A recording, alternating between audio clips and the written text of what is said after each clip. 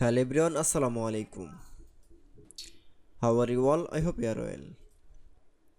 Welcome back to my channel in this new video. Today's video, how to copy cell background color in Google Sheets. So let's started. At first, open your Google Sheets file. In this video, I will show that cell copy background color.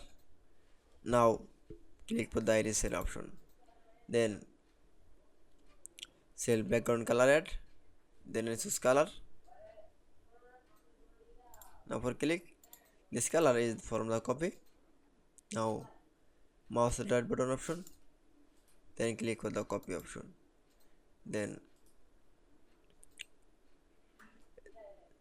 paste in the initial option. Now for click, then click for the mouse right button option, then click for the paste option. That's it. Then again another cell option. Now for click, now click for the mouse right button option, then click for the paste option. That's it. Then I show copy cell background color in Google Sheets is very easy. I hope you enjoyed the video. Please like, comment, share and subscribe my channel. Thanks for watching.